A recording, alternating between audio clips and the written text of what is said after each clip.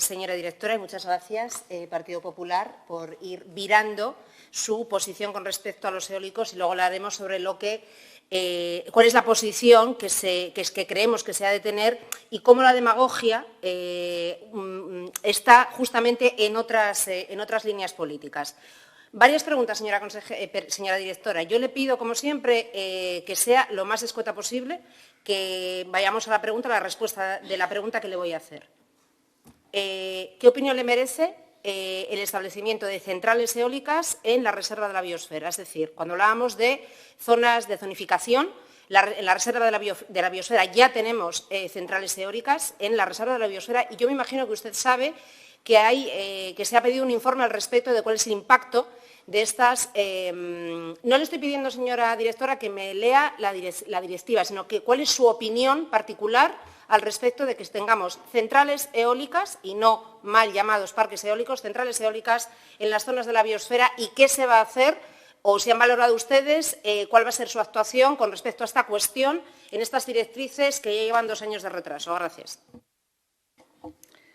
Bueno, en primer lugar, hablando de los parques eólicos, que es como bien sabe cómo les denominamos nosotros, cuando se aprobaron los parques eólicos que están actualmente en explotación, todos los parques aprobados, desde que hay directrices, no están en zona de exclusión. Eso es lo primero que hay que decir. Y efectivamente hay algún parque funcionando en reservas de la biosfera y están funcionando. Quiero decir, yo es que no le puedo decir, no hay nada especial, no ha ocurrido nada. ¿Y qué opinión le merece, señora directora? Yo no doy opiniones particulares cuando comparezco en la Junta, si me lo permite. Yo vengo aquí a trasladar hechos, a trasladar opinión acciones. Técnica, señora directora. La opinión técnica, la única opinión que le traslado es que llevan 21 años operando y durante estos 21 años no tenemos constancia de ningún hecho significativo. Sin embargo, sí que me gustaría decirle que la reserva de la biosfera, como seguramente es usted perfectamente consciente, no se encuentra en ninguno de los supuestos del artículo 22 del Real Decreto Ley 20-2022 de 27 de diciembre, al que yo hacía referencia al principio de mi intervención, de medidas de respuesta a las consecuencias económicas y sociales de la guerra de Ucrania y de apoyo a la reconstrucción de la isla de Palma y otras situaciones de vulnerabilidad. Como le digo, no están dentro de ese supuesto, de ningún supuesto de ese artículo 22, y eso, de nuevo, no es una opinión, sino que es un hecho concreto del Real Decreto Ley.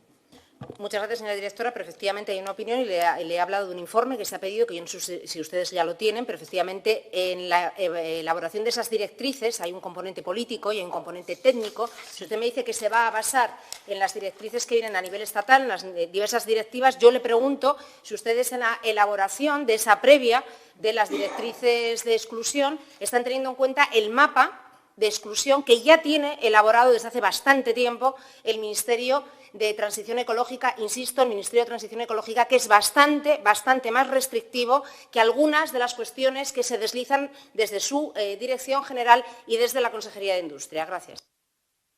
No, está entendido.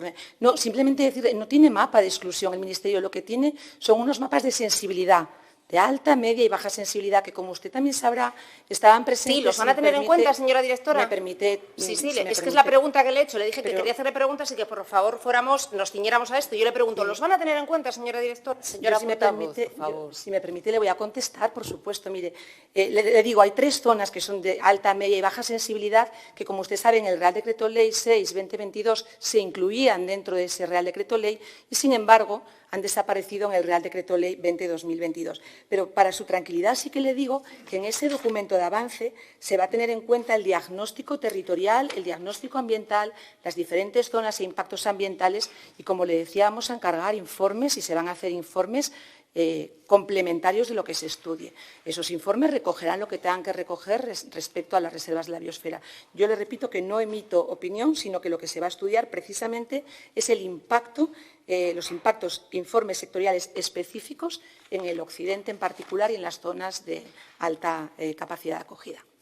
Sí, señora directora, y yo no le he preguntado en este caso, en esta segunda pregunta, su opinión, sino que le he preguntado si van a tener en cuenta, usted dice, mapas de sensibilidad, efectivamente, pero si los van a tener en cuenta a la hora de establecer las zonas de exclusión, que es lo que yo le he preguntado e insisto, no me ha respondido. Me ha dicho que van a hacer informes y que van a, bueno, en fin, dar vueltas constantemente sobre lo mismo. Planteaba usted también, señora directora, en su intervención, y yo le voy a remitir a una opinión del consejero de Administración Autonómica, que me respondía de esta manera, más o menos, porque no tengo la transcripción concreta, pero me respondía de esta manera hace una semana cuando yo le preguntaba sobre la repotenciación de lo que usted llama parques eólicos. Yo le llamo centrales eólicas y se lo digo ¿por qué? Porque estos mal llamados parques eólicos están causando sufrimiento a la gente y un parque hasta la fecha es un espacio de divertimento y de placer y esto no lo están provocando las centrales eólicas, señora directora. Me decía el señor consejero, insisto, a esta pregunta que yo le hacía me contestaba,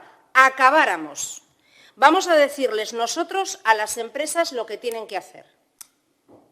Yo ahí lo dejo. Es decir, yo lo que le planteaba al consejero era que, efectivamente, como hay, y usted se ha referido en varias ocasiones en su exposición, hay nuevas tecnologías, hay avance. Es decir, yo le decía al señor consejero que hasta se podían eliminar aerogeneradores que ya quedaban obsoletos, algunos de ellos desgastados. Yo puse un ejemplo que me parecía que era muy entendible, cómo se adelgazaban o se afinaban las aspas de los eólicos, que no es difícil de ver. Llega un momento en que por la zona central de las aspas se van adelgazando precisamente por el desgaste con el aire, eso produce menos energía y que ahora hay nuevas tecnologías que con menos aerogeneradores pueden producir mayor energía. Con lo cual, lo que me contesta el señor consejero es acabáramos. Vamos a decirles nosotros a la empresa lo que tienen que hacer, la empresa hará lo que considere oportuno. Y yo le pregunto a usted, señora directora, en esta estrategia, y quiero hacerle un par de preguntas más, en esta estrategia que dicen ustedes, en estas directrices, ¿qué va a primar? ¿Su opinión vertida hoy aquí en su exposición inicial o la respuesta que me dio el pasado lunes el consejero de Medio Ambiente, de Administración Autonómica, Medio Ambiente y Cambio Climático? Gracias. Bueno, yo, una vez más, no vertí opinión, porque yo cuando le hablo de repotenciación hago referencia al reglamento de la Unión Europea, el 2022-2577, de 22 de diciembre de 2022, en el que habla en concreto de las posibles repotenciaciones. Pero también, y seguro, esto es compatible con lo que le haya podido contestar el consejero, que yo no estaba delante, en que el hecho de que se pueda promover o veamos bien la repotenciación no implica que se pueda imponer y, por tanto, son las empresas que tienen que ser las que analicen en qué momento se procede a esa repotenciación. Nosotros no podemos caducar un parque para repotenciarlo, solamente si no hay un cumplimiento o hay un incumplimiento, mejor dicho, claro.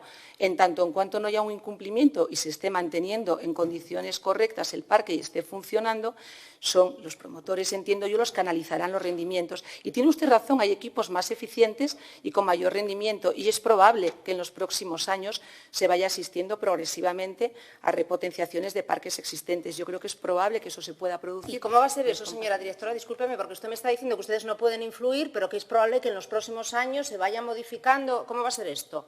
Porque los promotores son los que pueden pedir pero si ustedes no se lo pueden exigir y ellos no lo piden, nos tenemos que comer un parque obsoleto, como por ejemplo lo que está ocurriendo en Galicia, ¿verdad?, con el gobierno de Feijóo. Es decir, hay un parque que ha dicho el Tribunal Supremo que es ilegal y que hay que desmontarlo. La empresa ha dicho que no.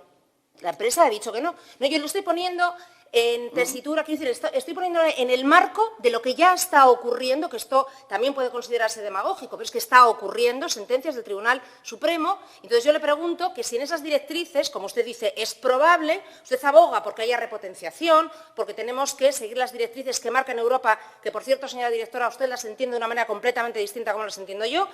Ha quedado de manifiesto hoy aquí porque las intervenciones quedan grabadas, las opiniones también, incluso las técnicas, y como decía el representante portavoz del Grupo Mixto, la coordinación 0 de 0, pero ya empezando entre las diversas consejerías que usted decía en su intervención que están absolutamente coordinadas, que es la Consejería de Administración Autonómica, Medio Ambiente y Cambio Climático, la Consejería de Cultura, la Consejería de Medio Rural y la suya. Descoordinación absoluta, por lo menos en las respuestas que se le dan a esta diputada. Entonces, yo le vuelvo a hacer la pregunta, señora directora, y con esto acabo. Si usted me dice que es probable que esto suceda, ¿cómo va a hacer la Administración Autonómica que esto suceda? Porque si la Administración Autonómica no hace que esto suceda, entonces es que no va a suceder. Y como tenemos que plantearnos en todos los escenarios, tenemos que decirle a la gente lo que realmente Puede llegar a suceder, porque este escenario también se contempla. Y, por último, señora directora, ¿a dónde va a ir a parar toda la energía que se va a producir en el occidente de Asturias? ¿Por qué no hay un solo eólico en Madrid? Preguntas que le he hecho varias ocasiones y usted siempre da balones fuera y nunca me contesta. Si ustedes tienen, y acabo ahora, señora presidenta, si ustedes tienen línea directa con el Ministerio, si usted dice que están coordinándose, la primera pregunta que le tienen que hacer, yo le hago la pregunta de dónde va esa energía que vamos a producir en Asturias, cómo se van a organizar las líneas de evacuación y por qué no hay un solo aerogenerador en Madrid. Muchas gracias.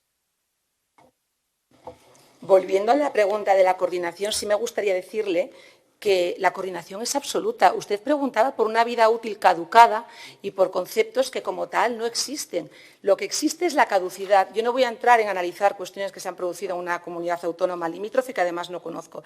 Lo que existe en Asturias y con el proyecto constructivo de un parque eólico y junto con la autorización de ese parque, el promotor está obligado por ley, y nosotros la cumplimos, a entregar un proyecto de desmantelamiento. Junto con ese proyecto de desmantelamiento entrega un presupuesto y sobre ese presupuesto se fija por la Consejería competente en Medio Ambiente un aval o fianza. Si en cualquier momento de la vida útil de ese parque, que lo que usted fija como vida útil se debe a la retribución que percibe, pero un parque puede dejar de recibir esa retribución o de percibir esa retribución y puede seguir siendo interesante su promoción o su mantenimiento. Si durante la vida útil de ese parque, con la retribución garantizada, cuando termina esa vida y esa retribución, el promotor entiende que sigue funcionando el parque en condiciones adecuadas, si está adecuadamente mantenido y si no existen incumplimientos, no existe un motivo ni para caducar ni para instarle a desmantelar. Yo no conozco lo que está ocurriendo en Galicia, pero en tanto en cuanto el parque esté en buenas condiciones, no existe un motivo para obligarle a desmantelar el parque. Esa es la ley. Dicho eso, nosotros seguiremos promoviendo el desarrollo ordenado, el desarrollo sostenible de la eólica, como siempre lo hemos hecho, y seguiremos promoviendo las mejoras dentro del sector. Y entendemos que esa repotenciación en la que, insisto, los promotores son absolutamente libres de decidir lo que quieren hacer, es interesante